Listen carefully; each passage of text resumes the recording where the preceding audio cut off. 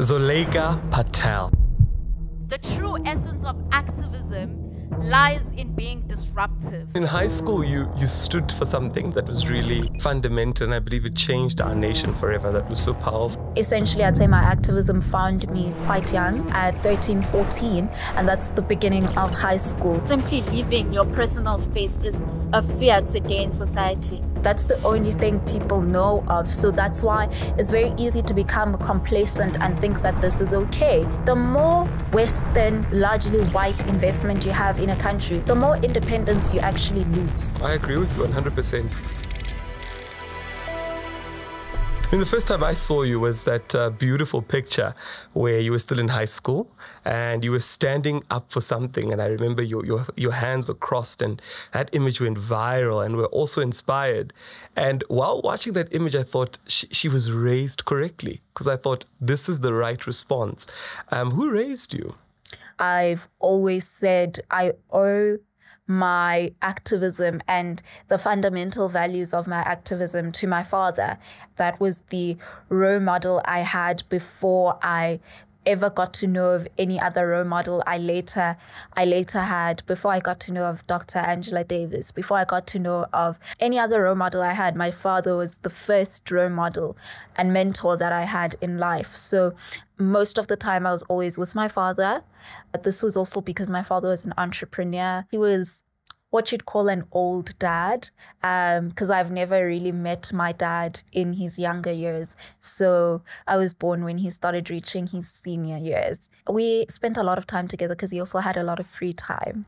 Okay, that's very interesting that you say you met him in his senior years. I've never really thought about that, to say we actually meet our parents in different phases of their lives. Yeah, so I met him in his senior years, think about his late 40s. I met him in a phase in his life where he was probably very seasoned, had a well of wisdom from experiences. I think for someone that never went through the formal traditional route of education, my father has to be one of the most intelligent people I have ever met and ever had the privilege to learn from, have conversations with, and engage. So it was quite interesting also just having what I would call an old dad. Even when my activism had just started out, the person that accompanied me to every single interview I had was my dad. Every single speaking engagement when I started speaking publicly was my father. Wow, I love that. I mean, in high school, you stood for something that was really fundamental, and I believe it changed our nation forever. That was so powerful. But what was your high school journey like? I mean, before that big news outbreak of what you stood for, and after that, what was your high school journey like that? Essentially, I'd say my activism found me quite young, at 13, 14, and that's the beginning of high school. So there's not much to talk about in terms of what was it like before then, because I had just literally started high school, and then that happened. And then majority, in terms of the remainder of my high school period, was then defined by that particular movement that I was part of and that moment in time. And prior to then, I was really just the newbie in high school. So there's not much to talk about. But prior to then, there was a huge shift in who I was. And I think more than anything, the movement that I co-founded also helped me find a voice personally, because prior to then, I had never had much of a voice. I was rarely noticed. I even had a friend I went to high school with tell me that there's like a complete shift in my life, because I went from being the most unpopular, rarely noticed person to now suddenly becoming a public figure that's known by almost every person. So that was what the shift was as well. In all our schooling careers, there's that one nerd that reads a lot, never really engages much, is soft-spoken, and almost goes unnoticed, right? We all know that one person we went to school with, and that was who I was. I occasionally became an extrovert when I was with people that made me comfortable to become an extrovert. But I was largely an introvert through most of my childhood.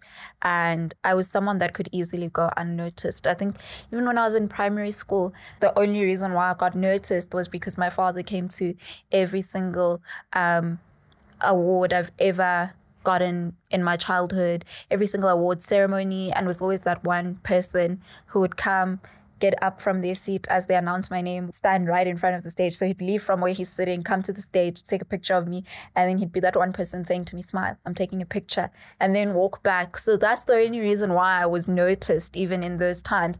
And then I think I eventually started to find my feet in what my interests were.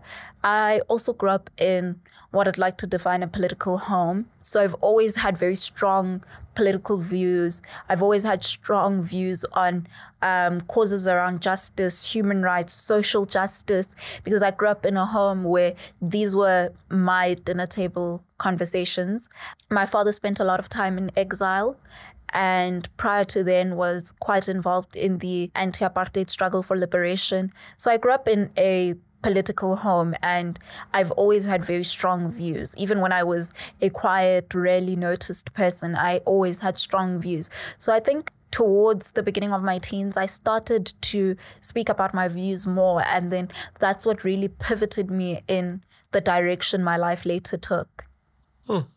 You are Black. I mean, when you did what you did, and I still want to just delve more into that, to say a lot of, I mean, I went to a hoërskool, right, in Rietregat, and it was an Afrikaans English school. And really the tone in that day and age was very subservient, to say, if the teacher or if somebody says this, you have to do that, and you don't question, you know. And when I saw your image, you know, we all looked at it and I said, it's about time somebody stood up to these things. What was the tone like at that time? I mean, when you stood up for this justice, what was the tone? What was the reception? What was the conversation that was going on in your mind and in the school at the time?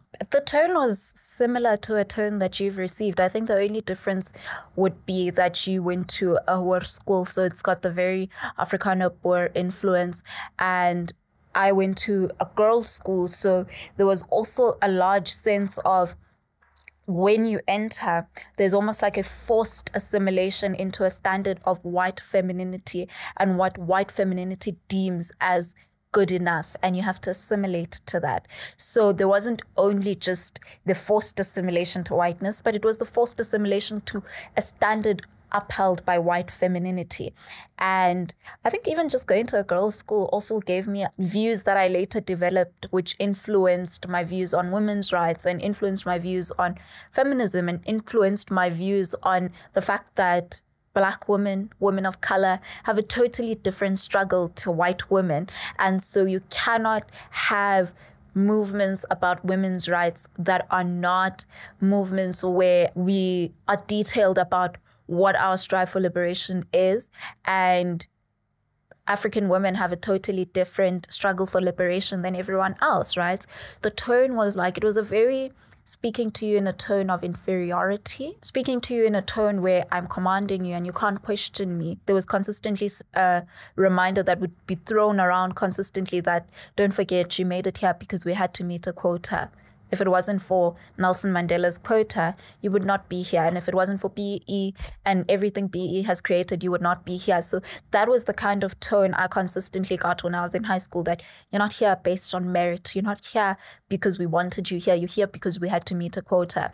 And also the tones of discipline were always different across all race groups. There was a specific tone of discipline for white girls. There was a specific tone of discipline for Indian and colored girls. And then there was a specific tone of discipline for Black girls, right?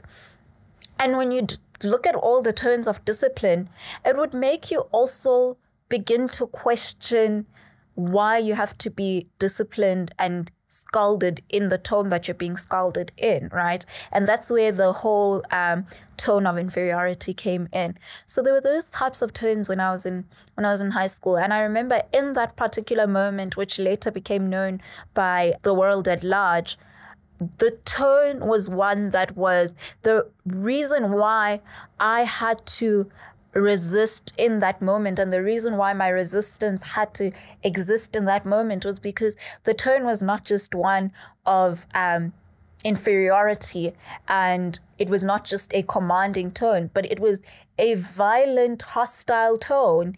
It was a violent, hostile threat. And so that is what resulted in creating resistance, because it was a violent, hostile threat. And I mean, you came up and we really saw, a lot of work that you did there afterwards. And I think it was amazing work that you did. But looking at this, I mean, there's two things that I want to discuss. And I think the first one, we'll talk about feminism, but maybe let's talk about institutional racism, because I think school policies there afterwards had to sort of look at themselves and reevaluate based on what you'd stood up for. And a lot of people sort of think that, racism is a adult thing, in schools it doesn't happen. And you also get people that say, no, it starts off from a young age. Like there are racists that raise children that become racist and it continues. Let's talk about that. What do you find that we're winning the war on institutional racism? I don't think we are currently where we stand as a country and where we stand as the world at large, right? And this is primarily because we treat issues related to racism as isolated incidents. We do not treat these as incidents that are connected to one greater system of oppression and a system that has been created by colonialism and is continuously maintained and sustained. Because as much as we live in a world where we can't say South Africa is still under colonial rule, Africa is still under colonial rule, but however, that machine of oppression that was created by colonialism and then in the South African context, then apartheid, that system over time is maintained by new nuances such as imperialism when you talk about the world at large. And when you talk about South Africa as well, we treat our socioeconomic injustices as isolated injustices, like they're not one injustice that's connected to a greater system of oppression. And I think that in South Africa, we're not winning because we have carried the notion that racism was buried in 1994. Racism was buried when Nelson Mandela was inaugurated as the first democratic elected president. It wasn't, right? If you look at what the apartheid regime did to the country, it was not just on a and I absolutely hate it when people say, especially in South Africa, the definition of racism is discrimination based on the basis of your skin color. It's absolutely not. It's absolutely not, because then that gives people the power to then say, oh, but reverse racism exists. It absolutely doesn't. When you look at South Africa, the reason why we're not winning and the reason why we need to move away from the thinking that racism is a thing of the past and racism was buried in 1994 is because you look at our country, what was done to our country. This was a systemic regime of oppression which infiltrated our economy. It infiltrated socially how we live. I mean, we all still know that we live in apartheid's construct to date. The geospatial divides have not been annihilated. We still live in the geospatial construct of apartheid. We live in the master creation of Hendrik Verwoerd, right? It also infiltrated our education, then infiltrated the economy as well. And so we are not dealing with systemic racism as a greater system of oppression that still has remnants in our everyday society. We're dealing with it as though it's a personal interaction amongst people. As much as it can be that, but that's not the sole thing about it, right? Racism is bigger than just personal interactions amongst people. It's a system that has infiltrated our economy. People have lost land. That's a loss of identity as well. Personal independence when you lose land, right? I wouldn't even start the conversation about land because the land hasn't even come back, right? We don't even own the land. The land is not even nationalized even. So we are not winning because we are not dealing with this as a system. We're dealing with this as though it's isolated incidents that happen amongst people, right? And today there's been reports that have come out on various media channels of a man in Durban who stabbed an Indian woman to death because of her stance on Palestine, and she had a pro-Palestine, anti-Israeli apartheid stance, and she was anti-Israeli genocide, and she was stabbed to death because of her stance. And you ask yourself questions around what gives someone the will to think that what they are going to do to someone, to harm someone in this manner, what gives them the will to think that is okay? So it makes you also understand the depth of the race problem in South Africa. And at large, in the global context, we are not winning the war on systemic racism because, again, we as Africa, we are still largely, we may be independent and be ruled by our own governments that look like us, but the people who truly have power, which is defined by economic power, do not look like us. And that's why oppressive systems are sustained. And that's why in the world at large, you have a minority of the world that has more power than the rest of the majority of the world, and essentially now runs the world and has maintained and sustained what was created by colonialism, and it's being sustained by imperialism. So that's why we're not winning, you know. Yeah. I mean, these are complex issues, but I want to hear from you. What do you think what's the one thing you think would help us win this war against this institutional racism, or other racism? Can I speak about it in South African context? Yes. I think what I truly believe would really move us forward and pivot us on a path to actual transformation in our country is that we need to start adopting decolonization and thinking about decolonization from the context of, now, South Africa has gone through 2 periods of white rule, right, under colonization, and then apartheid. And then after apartheid, there was a transition into the democratic dispensation. And the transition of that was largely mediated by various instruments, right? We are still stuck in that transition. We're still stuck in the transition, which is being mediated by various instruments. What we need to then move to as the next stage of truly transforming this country into an anti-racist country is then adopting colonization as a means to move forward once you have transitioned into the democratic dispensation. Because when you talk about decolonization, that will lead you into critical conversations around land, the land coming back, critical conversations around identity, right? Because identity is also a huge component as well in our country. It will lead you into critical conversations around the education system at large, right? The education system still primarily being in the medium of instruction is either English or Afrikaans. You have English or Afrikaans schools, right? You don't have isiZulu schools. You don't have Sepedi schools, isiNdebele schools, right? But what about people that say that because English is mostly used all around the world, we want our kids to have that global feel? What about those sort of sentiments? Okay, well, those sentiments, the question I would pose to the people that have those sentiments is that when you look at the Middle East, what language is the medium of instruction there? What language are they using? They're using Arabic. And they're still advancing as a region in the world. And their main medium of instruction across, whether it be education or the workplace, is Arabic. So why have we convinced Africans that we cannot use our own languages as the main medium of instruction?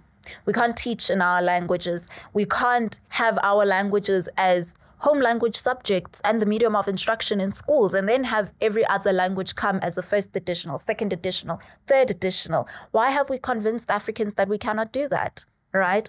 And so South Africa needs to move in a direction of decolonization, because that's how we'll open up the room to have critical conversations around land, critical conversations around the economy, critical conversations as well around how do we actually gain more independence as a nation as well. But are South Africans ready for that conversation? Because a lot of people sort of feel that South Africans are very much afraid to say that if we take over the land, we'll become like Zimbabwe. And also people that just generally believe that, you know, we're never, ever going to get to that. What do you think are those mental blocks that have been planted by the colonizers in their minds? Or is it that people are just trying to be safe? I don't think people are just trying to be safe. That's the only stability people know of. That's the only thing people know of. So that's why it's very easy to become complacent and think that this is okay when you are used to the certain type of system. And we are now, as a country, in a really interesting position that I think we should seize as a moment for change, because we're going to have a totally different government that we've never seen before. We've never had a coalition government. That's what we're heading into. And if people can make their voices heard on their ballots that they want change and they want a totally different South Africa, which is now South Africa of a coalition government in the 7th administration, then people should be open to the idea of, then we need to seize that moment and actually begin to really tangibly transform our society at every level, right? We can't be stuck in one particular place forever as a nation. We'll never advance then, right? And I always say to people, I want to deter people from the thinking that Western foreign investment advances a nation. The more largely white investment you have in a country, the more independence you actually lose. And no one is thinking about it in that way. That's the more independence you lose as a nation. That's very true. I agree with you 100% to say whoever funds you, whoever gives you money, controls where your country will go. Yes. And it's a very dangerous narrative. I agree with that. Maybe let's move on to the feminist conversation, because I've heard a lot of people say that, you know, feminists are not going the right direction. And I think a lot of people have tried to control the feminist movement. My first interaction with really understanding the feminist movement was Chimamanda. She explained the feminist movement in a way that I understood what direction it is supposed to go. But as time progressed, I sort of listened to different people explain it, and I thought, okay, it seems like everybody's got a different definition or a different direction they wanted to go. Are you a feminist? And what does that movement look like to you? I am a feminist, and I'd like to call myself an Pan-African feminist. And the reason why we've seen so many movements and different nuances is because people have begun to understand that there isn't one common shared struggle. Oppression is experienced differently by different groups in society. We've had Kimberly Crenshaw break this down for us.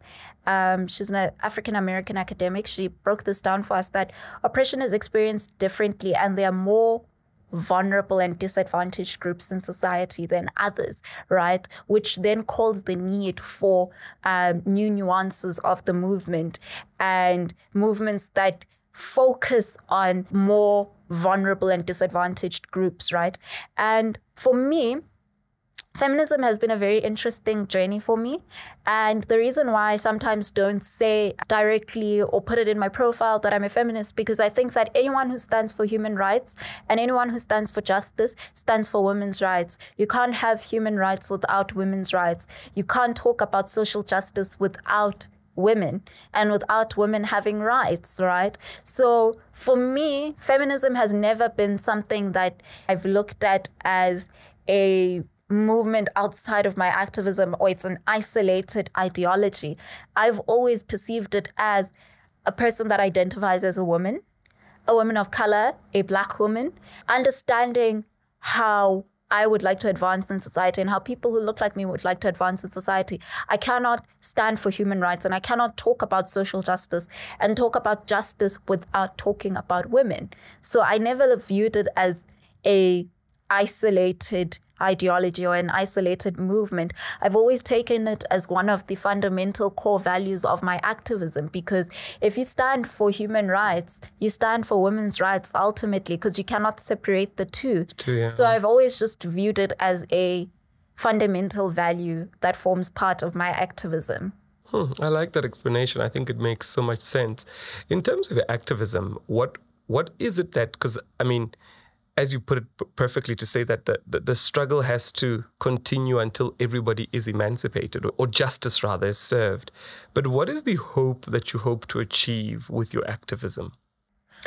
The greater goal of my activism is, like you put it, I'd like to paraphrase Frantz Fanon. Frantz Fanon says that every generation has its mission that it must live up to or betray.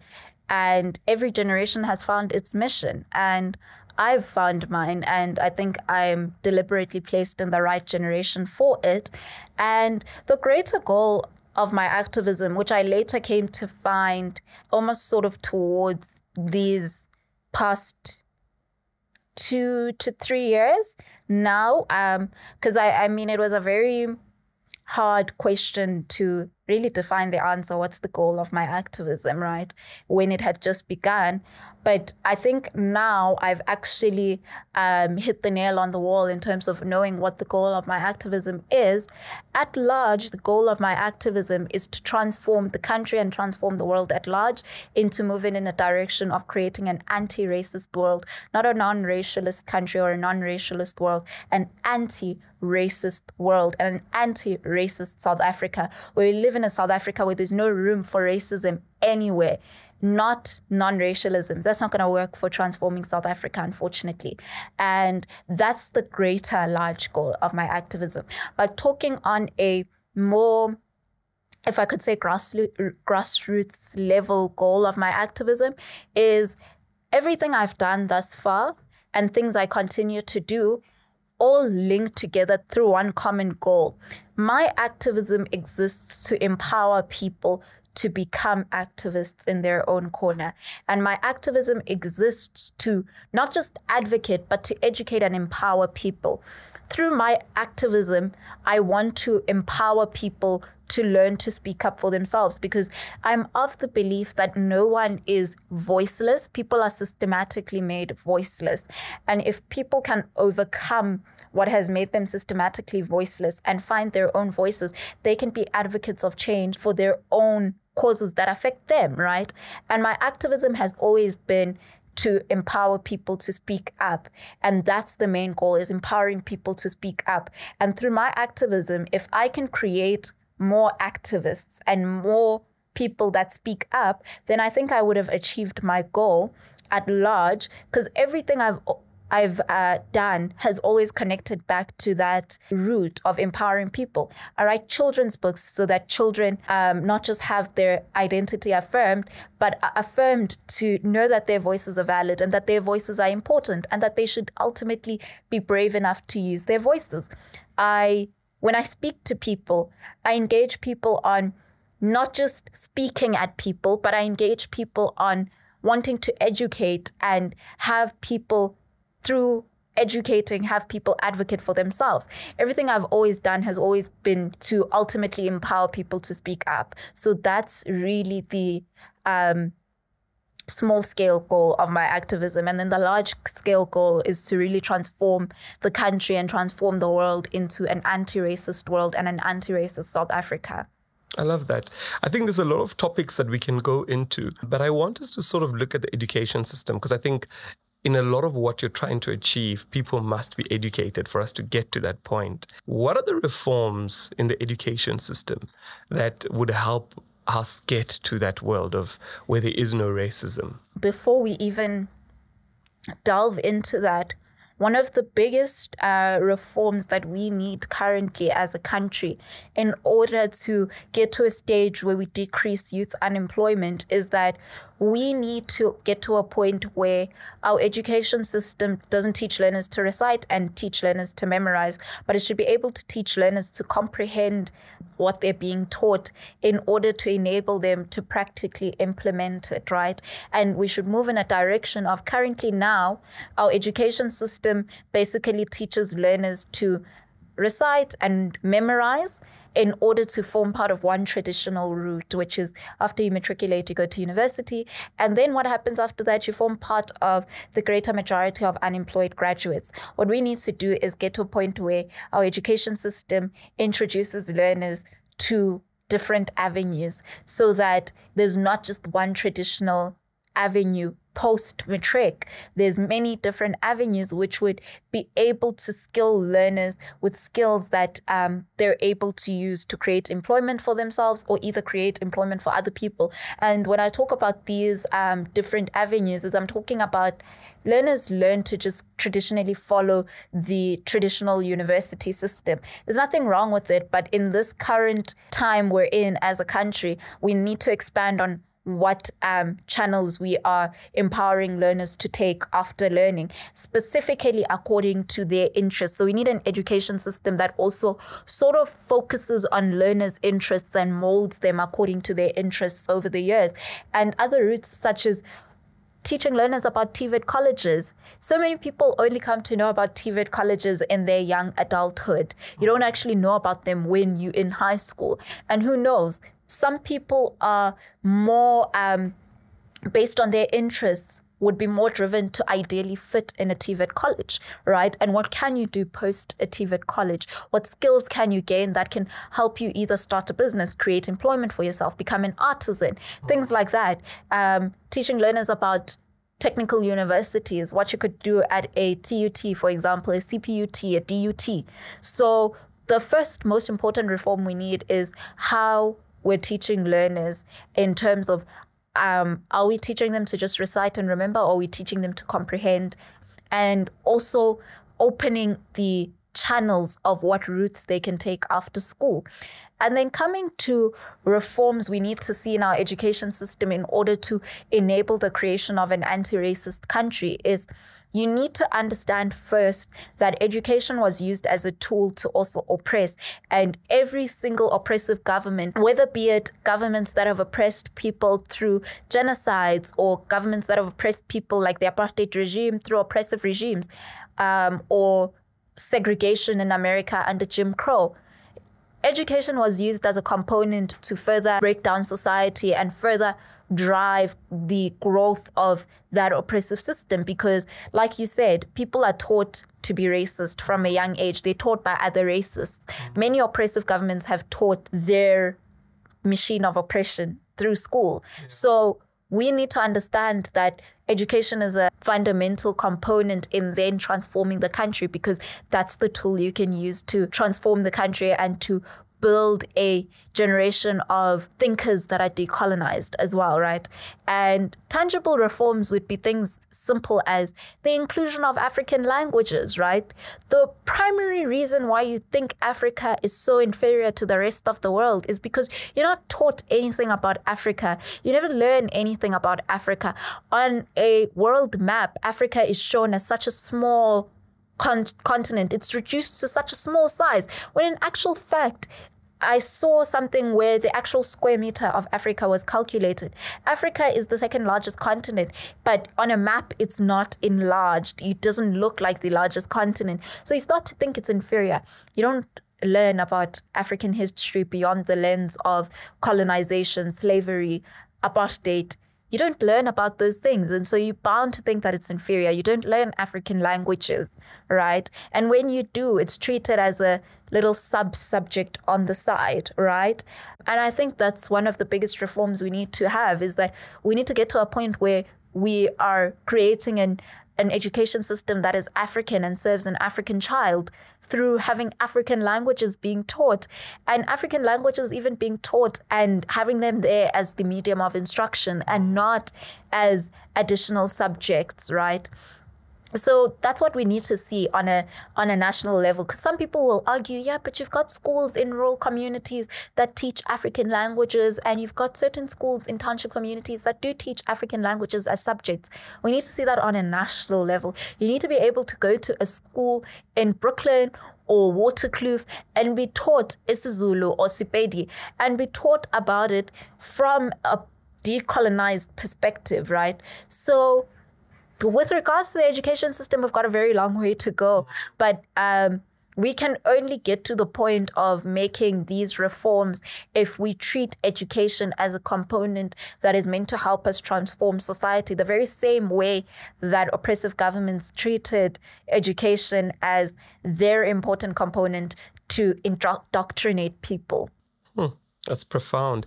I mean, you once mentioned that no child should be fighting a system and, losing out on being a child. And that's part of the reason why you had to become an advocate. Do you feel that you've sacrificed parts of your childhood? Do you feel that you've sort of missed out or lost out on your childhood? The issue of my childhood being in question didn't just start when I came into the public eye. I've always been very socially aware of what's happening around me. I've been socially aware of what kind of systems influence the society I live in. I knew what racism was primarily because of the life I lived, having grown up in an interfaith, interracial family, seeing that South Africa is not as we've painted it to be, that we're a rainbow nation that has buried racism in 1994. I saw the reality of those things in my early childhood based on my experiences. So my childhood started fading away then. And not necessarily when I came into the public eye. It was just a factor of I became known by everyone. Being in the public eye for what I was known for led to a lot of scrutiny. I would get scrutinized as though I was a fully grown member of society. That's how it gets scrutinized, to a point where there were some delusional folks that thought in this day and age in this country you can send someone death threats. And so things like that were just maybe the last stage of my childhood really just fading away. But I think it started to fade away from my very early childhood before I even came into the public eye. Coming into the public eye was just the final stages of it fading away. I mean, so you wrote a children's book, My Coily Crowny Hair. And I think when you said that you couldn't see yourself in other children's books because they all had white young girls growing up and everything was all white. And you had to write a book that young kids can see black children in their storybooks. Have you found that that trend is now increasing? It's better? Or do you still feel that even with that impact, there's still that disconnect? I think it's increasing. There's a lot of children's books now that have people who look like us as main characters. A lot of people are writing children's books for the purpose of creating representation. But I think the only disconnect is not just treating these books as though these are books that were just written for the sake of them just being there or were written for fun, and treating these books like they're not deemed good enough to form part of the education system, and they're not deemed good enough to form part of schooling environments for learners to actually have available in their schooling environments. I think that's the only disconnect, is that we need to shift away from just idealizing these books as, oh my word, it's so amazing, so-and-so wrote a book, and treating them as though these are books kids can read in their free time as hobbies, but actually moving into shifting what types of books children read in school, and actually taking these books into schooling environments where they'd have real impact. That's the only disconnect. But I definitely think we are on the right path, that there's a lot of books being written now for the purpose of representation. But I think the disconnect is just how we connect with these books, and not just only treating them as though these are just books to just exist. But we need to get to a point where nationally, because I know some private schools do include some of these books occasionally, but I think we need to get to a level where nationally we include these books in our education system. That's important. I think, so I mean, you wrote about your hair, and it reminds me of the conversation that people started to say that, you know, when black girls started buying weaves, Peruvian, Brazilian, all these names that were there, a lot of people sort of came back and said, did something go wrong? Did their mothers not teach them to love their own hair? And that conversation was very rife on social media. You've really embraced your hair, and I mean, your hair looks amazing. What was the thing that helped you embrace it? And why haven't you bought a weave or subscribed to that? I believe I also had to go through my phase of finding myself outside of how society wants you to indoctrinate you, and what is deemed as good enough and adequate and deemed as it fits the mark of the standard that society has built. I had to go through my own phase of coming out of what I was also indoctrinated with. I've also gone through a phase of thinking that my hair is inadequate. It's not good enough. It's perhaps inferior to what the standard is. But what made that? Was it that you were seeing, I don't know, other types of hair? For me, I don't think it was influenced by what I was seeing in the media. I don't think it was influenced by, I never identified with the media and what I was seeing in the media. And I think in the early 2000s, there were already a lot of Black people in the media, at the forefront of media. So I can't say I haven't seen representation. My indoctrination came from growing up in an interracial family and having one side of your family absolutely hate you for how you look and render your looks as inferior based on how they look. And when you begin to nitpick the differences of what makes you different from the one half of you, that's where those thoughts start. And that's where those thoughts begin to compound, and it creates that insecurity and begins to create the self-hatred. So that's what influenced my short period of self-hatred. But then I later came out of that. And the reason why I wear my hair the way it is a very deliberate decision, all right? And I'll never own a wig in my life. Occasionally I may blow out my hair, which some of my social media see from time to time, but that's really just for the fun of it, for length checks, as I would always say on social media. But I would never chemically straighten my hair. Wearing my hair as it is a deliberate decision. As a deliberate decision because I've always said hair is more than just hair. Hair is identity, sense of belonging, who you are, an expression of your ancestry, where you come from. That's what hair is. And I've always said that my hair expresses the Blackness that exists in me, which is why it's always been a deliberate decision from a particular point. And from that point on, I've worn my hair the way it is. It's been a deliberate decision, and that's what it will always be. I wear my hair the way it is as a form of activism as well.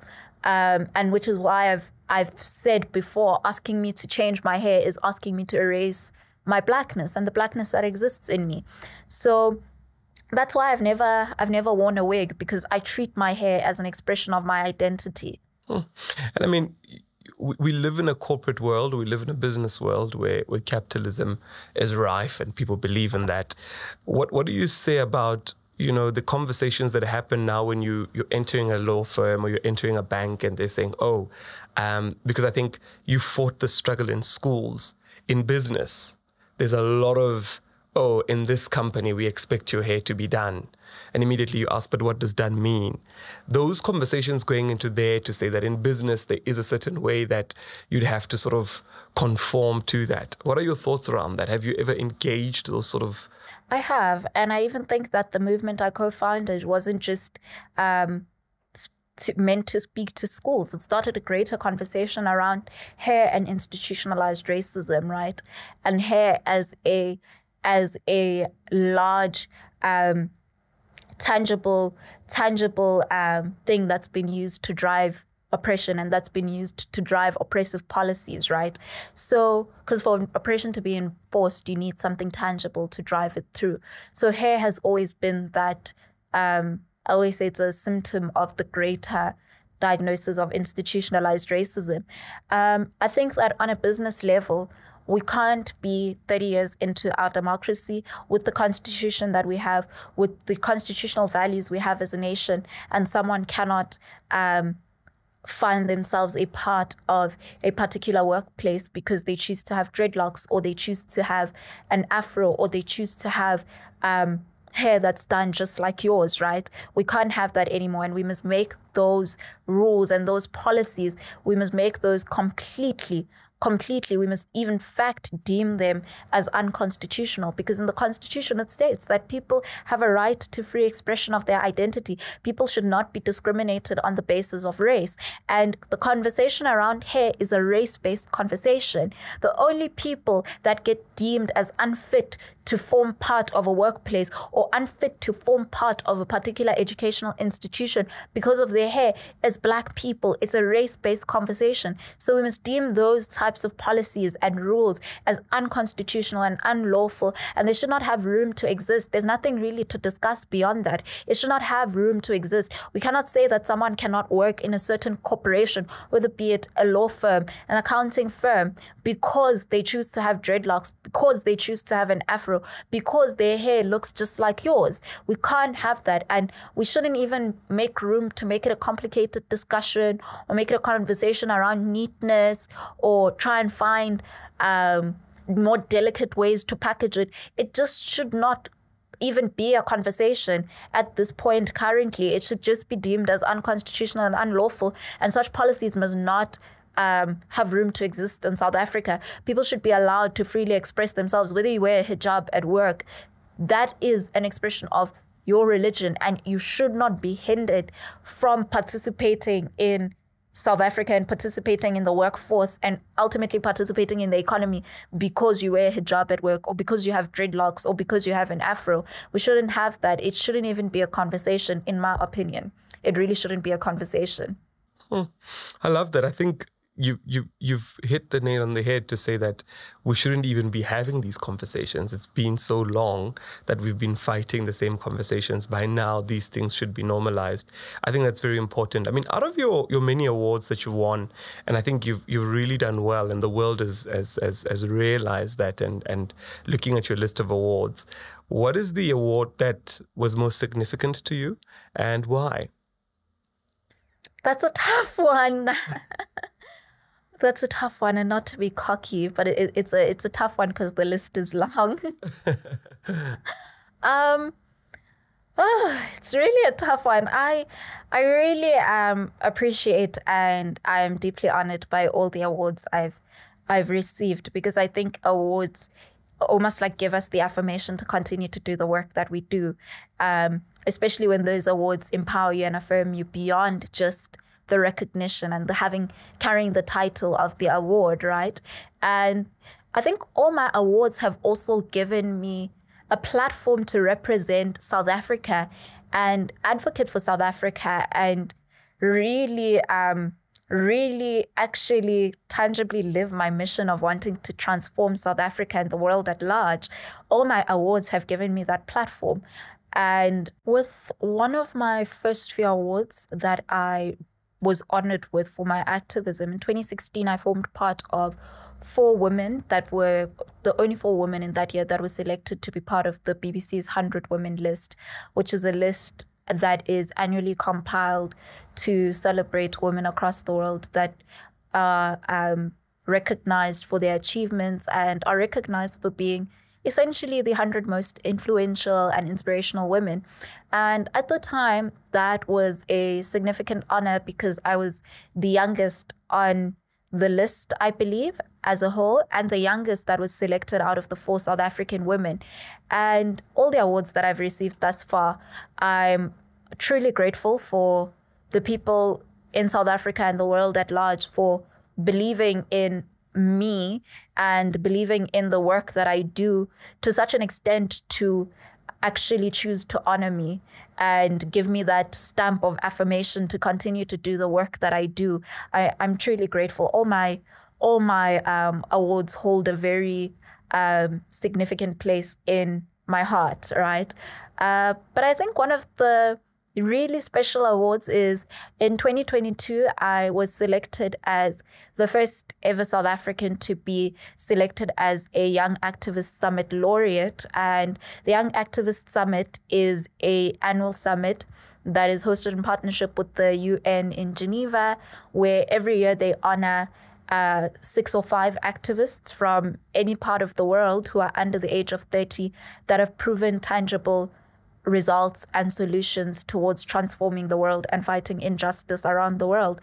And being selected as the first South African that they've ever chosen, I mean, they've picked people from many different parts of the world, but being selected as the first South African they've chosen, but definitely not the last, is a really significant honor for me because it gave me the platform to represent South Africa at large and advocate for the issues that South Africa is grappling with. Wow. I love that. You're so, well, I was about to say you're so young, but I think relative to my age. And you have a lot on your plate. You've got your NGO, you've got your studies, you've got, your personal life and a lot going on. How do you prioritize everything that you have on your plate? I wouldn't say there's a particular solution I have or a set way about going about it, but I've always treated my life as everything I'm doing is a priority, and I've just always gone with the flow of, to whom much is given, much is required, if I could paraphrase. So, and everything always comes together in a way. When I look at my activism, it comes together in the various facets of my advocacy. Those things come together. My nonprofit company is an extension of my activism as well. My studies, there's a very deliberate decision why I'm pursuing law studies and why I'm pursuing a path that is going to pivot me into then working towards forming part of the legal fraternity. There's a very deliberate decision that ultimately also comes back to my activism. And I also think that when you're a person who is tasked or handed with a lot, the people you pick to be around you also have to be a very deliberate decision that's very intentional as well, because you could fail from the people that are around you, or you could be empowered by the people around you to succeed more. And I think I now have the privilege of having some really phenomenal human beings a part of my personal life that have enabled me to succeed more. And I've never really, I think, thought of my life as I'm juggling 5,000 shows at once. I've always thought about it as one thing, and all these things just form part of the life at large. But I'll never just make it sound glamorous. I mean, there are times where you just cry about life and you're like, how am I going to do all these things? Did I cut too large of a slice? And now I'm battling with the slice of cake that I cut. It was too large. And and you have anxiety about how you can do all these things, anxiety about uncertainty, anxiety are just about all these things being clustered into your life. And that's where the people you choose to be around come in. So I think I have a privilege to have some really great human beings around me that I think have been great support bases. What countries have you traveled to? I mean, you went to Switzerland for your award. What are some of the other countries that you've traveled to? Kenya, Qatar, Singapore. Now I'm just having to think according to the year. Italy. Yeah, a couple of countries. Think I'd like to think of myself as a mini globetrotter. That's interesting. So your passport is quite full. Are there any countries that you have not yet traveled to that you want to travel? And I believe in all these countries you're spreading the message. Yes. You're doing the cause. What are some of the countries that you haven't yet traveled to that you plan on traveling to? So I've ticked having been to countries in Europe, ticked Asia as well. I mentioned Singapore, ticked Africa as a continent, been to various African countries on our continent. All of them? No. No, not various. That's why I said various. But eventually at some stage, I would like to travel more and maybe get to a stage where I explore Africa more. There's a lot in our continent that I'd like to explore. So hopefully I get to live a life where I can say at some point I've traveled the whole of Africa, hopefully. The Middle East region, I've ticked off like 2 countries there.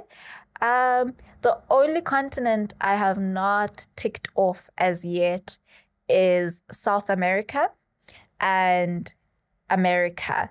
I've not been to the United States as yet, but I've formed part of many discussions in the United States. And also in South America as well.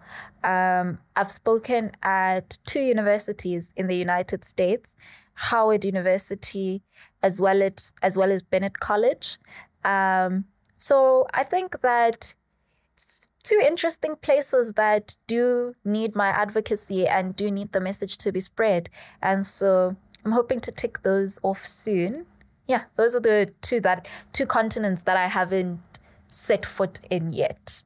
And in all your travels, I mean, you're 22 and you've traveled quite extensively. Do you travel alone? Have you been traveling with other people? What has been your experience of traveling at such a young age? I've I've traveled with people. I've traveled with people. I've traveled with teams that I've had to assist me in the work that I'm doing, whether be it a brand manager. I've traveled with them. I've traveled solo as well. I think when was the first time I traveled solo?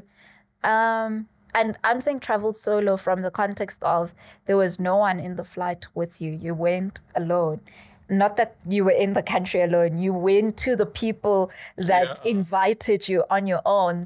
I did that last year. And I think solo travel is quite interesting. It's really interesting because you get to explore, and travel widens your lens as well, and widens your experience and your perception of people. You learn a lot from travel, you know.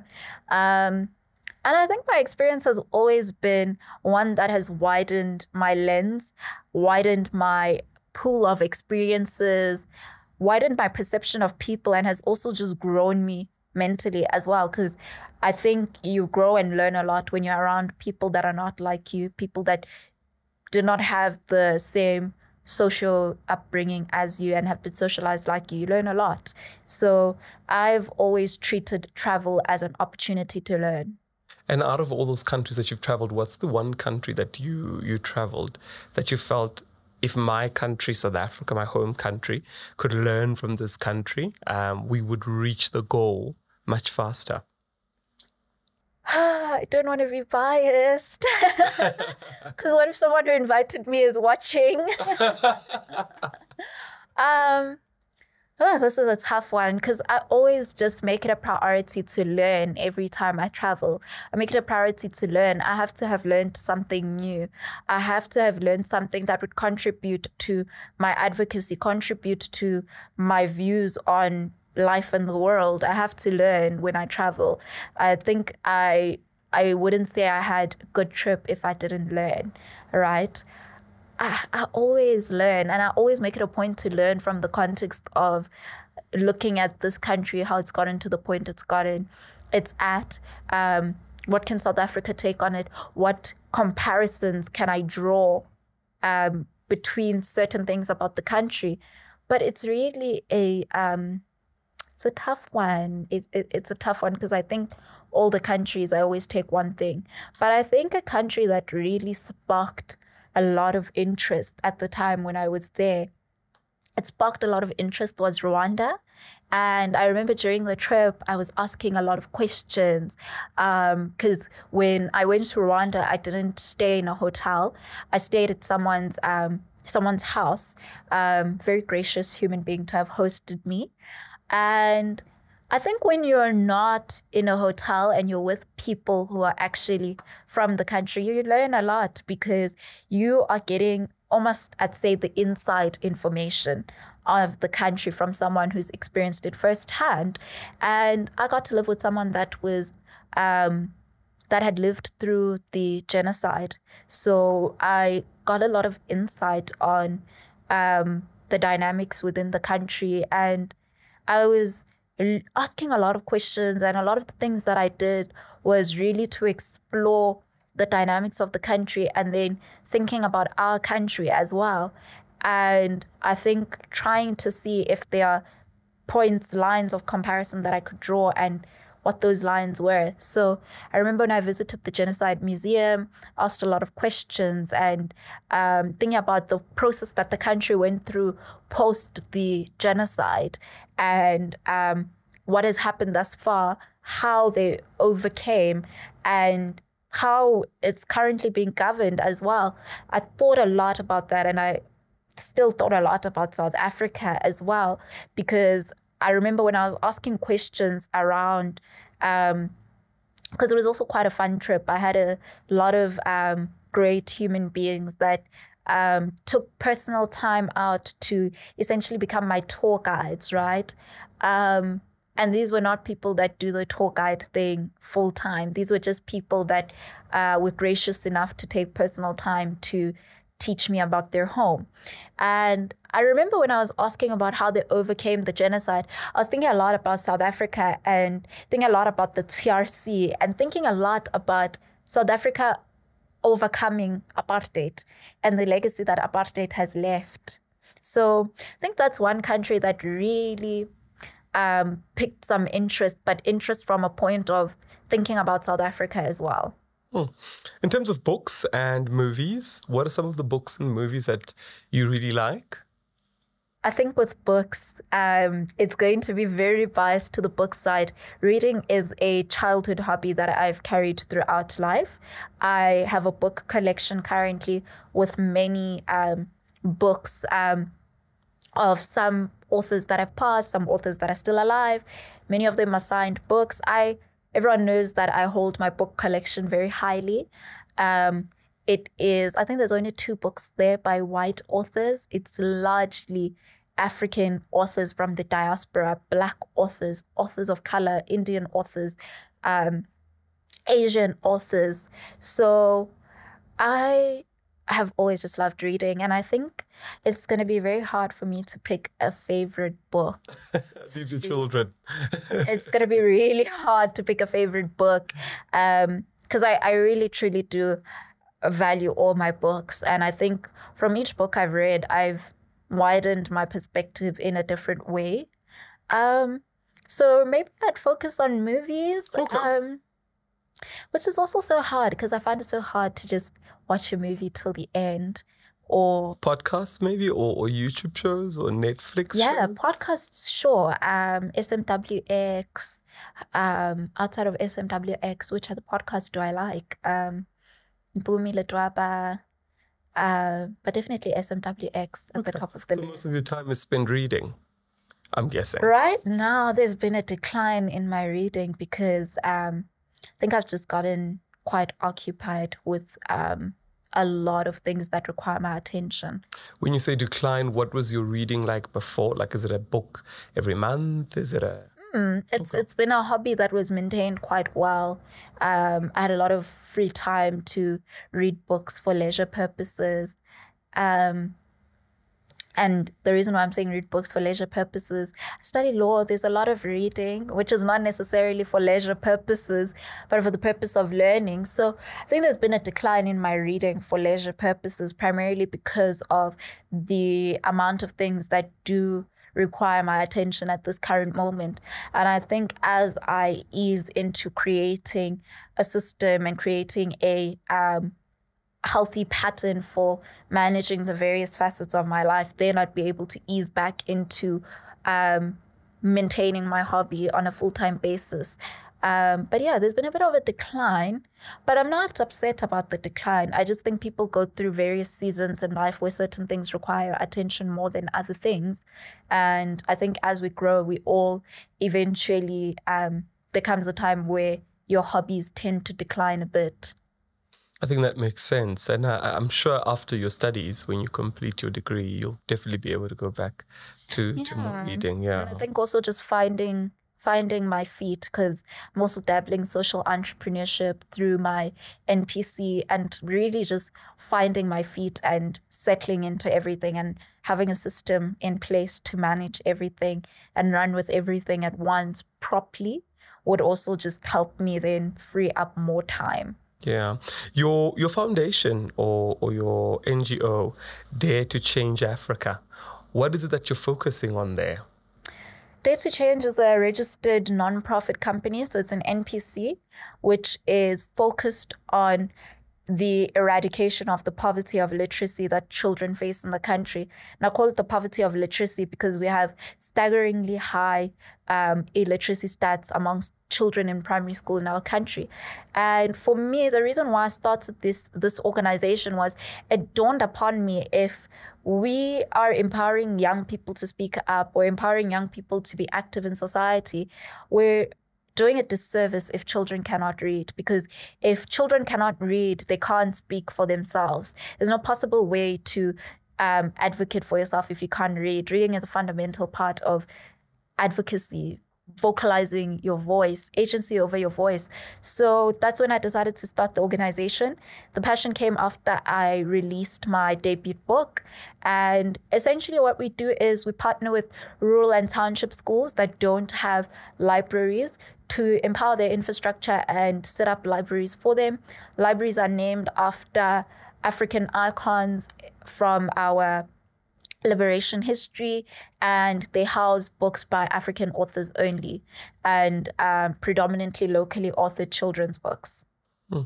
Where to from here? I mean, you've achieved so much, you've done so much. There's great plans that you've got for the future, but where to from here? How does the next 10 years look like for you, or 20 years? I think I don't discuss a lot of my future plans, but for the sake of this conversation, I think I might just briefly let you in. I think that my activism, and I truly believe, will always exist for as long as we don't live in a world that is anti-racist. And my activism is the fundamental core of everything that I do and take on. Which is even why I decided to study LLB. And I think, because you can't also really determine a lot of things, but you can have a projection on where you want your life to go in the next few years. And I'm such a planner. Every year I have a year planner, and I set goals as well. There's definitely going to be more writing of books, completion of studies, and post LLB, studying a LLM, then really working on finding my feet in that path and growing and cementing myself. And really, I think from my mid-20s going into my late 20s, focusing on developing myself professionally based on what I am studying. And also just continuing with my activism, because my activism is at the core of everything, and growing my organization and growing it to a point where it can exist without me, and I can have people I hand it to run the organization. Because also the greater goal of the organization is to create a space for young people to be involved in changing their own communities, and having young people actually even form part of running the day-to-day libraries that are set up in their communities, and having a organization that is able to create an opportunity for young people to be involved in changing their communities themselves. That's the greater goal as well. I think if someone had to say to me, where do you see Dare to Change 10 or 15 years from now, I don't see myself at the age of 35 running the organization on a full-time basis. Perhaps taking a step back and maybe taking a step back to a chairperson's perspective, and then being a person that exists for advisory and overlooking from behind the scenes. But I really think that it should be able to create a platform for young people to actually be at the forefront of setting up these libraries themselves, running the organization. When I no longer qualify as a young person anymore, I need to have other young people that represent the organization and run the organization, and having young people in communities that run the day-to-day activity of the libraries themselves. So that's really the greater goal of the organization as well. And I think I would be doing a disservice to communities as well if I didn't have it in my plans to actually empower communities using the actual voices that are in the communities. So there's the goal to actually develop the organization to be able to be run by other young people and have other young people eventually take over. But there's a lot of plans in place, but at the core of the plans is always to advocate, continue with my advocacy, educate people, and empower people to speak up for themselves, and just empower people at large. So that's just a brief summary of where to from here. Yeah. Well, I want to congratulate you for the great work that you're doing. And, you've really played your role in fixing Africa. And we look forward to seeing your journey and where you'll end up in life. We know that it'll definitely make a difference and grow our continent and put it to the place where it needs to be. So thank you so much for coming through to Fix Africa. Thank you for having me.